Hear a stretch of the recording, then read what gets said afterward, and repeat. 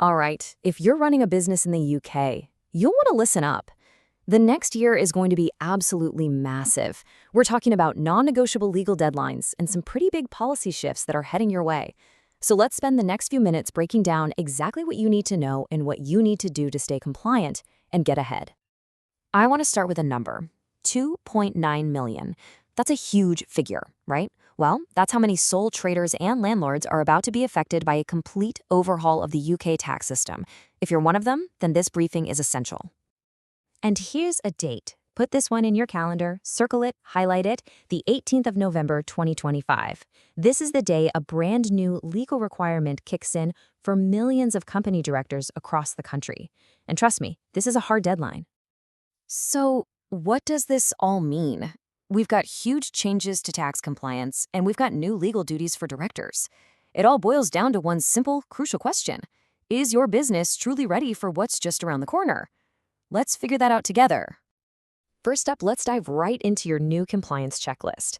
These are the mandatory changes, the stuff you have to do for director IDs and your tax. So, the first big one is director ID verification. What is it? Well, it's a new legal rule that's going to require all directors, and also people with significant control, or PSCs, to formally prove who they are with Companies House. And why are they doing this? It's all about boosting transparency and cracking down on fraud by making it way harder to appoint fake directors. Okay, the dates here are super important, so listen closely. Starting in November 2025, if you're a new director, you've only got 14 days to get verified. If you're an existing director, you get a bit more breathing room, a 12-month transition period to do it when you file your next confirmation statement. But here's the bottom line. Acting as a director without being verified is going to become a criminal offense. So yeah, these deadlines are no joke. Okay, so once you've got your director duties sorted, we've got to talk about tax. The government is pushing full steam ahead with making tax digital for income tax. This means the way a lot of you file is about to change, and I mean fundamentally change. Now, this isn't happening all at once. It's a staggered rollout, and it's all based on your total income from self-employment and any property you have. If you're in that top bracket, earning over £50,000, you're up first. You have to comply from April 2026. If you're earning between $30,000 and $50,000, you follow a year after that.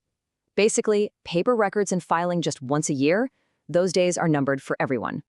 So, the big question is, are businesses actually ready for this? Well, it's a real mixed bag. You can see for the top earners, a decent chunk, over 60% are already using software. But for everyone else, we're looking at less than half. That means there's a huge number of businesses out there that still need to make the switch. And honestly, the clock is ticking. Okay, so what can you do, like today? Here's a simple action plan. First up, check your qualifying income so you know exactly which deadline applies to you. Second, you just got to accept it. Your old paper-based system won't cut it anymore. Third, start looking into HMRC-approved software options now. The absolute worst thing you can do is wait until the last minute to learn a whole new way of working. All right, let's shift gears. We've done compliance, now let's talk policy. And here, we're looking at that classic balancing act for any business, right? New government support designed to help you grow on one side and rising costs that you need to manage on the other. Let's start with the good news. The government has launched a new small business plan, and it's specifically designed to help entrepreneurs and small businesses grow. So, what's in this plan? Well, it's built on 3 key ideas. First, they're getting tough on late payments with stronger legislation. Second, they want to make it easier to get access to finance through things like startup loans. And third, the classic promise, cutting red tape to hopefully save you time on all that admin. But on the other side of that coin, you've got to brace for impact on the cost side of things. We're talking specifically about your wage bill.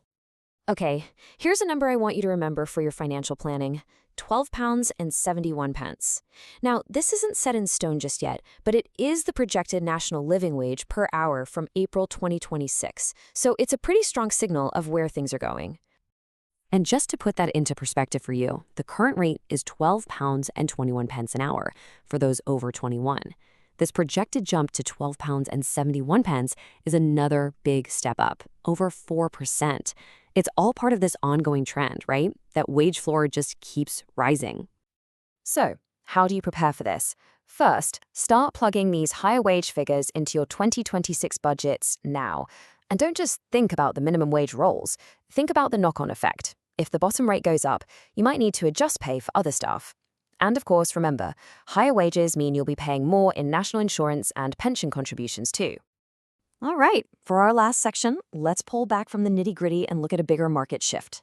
There's a new survey on business banking that's just come out, and honestly, it's got some really interesting clues about what our customers now expect from all of us. The results are pretty telling. So no surprise, the top 3 spots for service quality, they all go to the digital-first challenger banks, Monzo, Metal, and Starling. Makes sense. But here's the kicker. Look who's in 4th place. Handelsbanken, a bank that's built its entire brand on old-school, personal, face-to-face relationships, not slick apps. And that contrast right there, that tells you everything you need to know. It's not really just about banking. It shows that the real sweet spot for customers these days is that perfect mix of slick, easy digital convenience and genuine, valuable human contact. Getting that balance right is key. So, this is the perfect time to ask yourself about your own business. Are your systems smooth and efficient? Absolutely. But what happens when a customer has a real problem? Can they reach a real person who can actually help them? It really seems like that's the magic formula right now. Okay, wow. We've gone through a lot, haven't we? From hard compliance deadlines to big picture customer trends.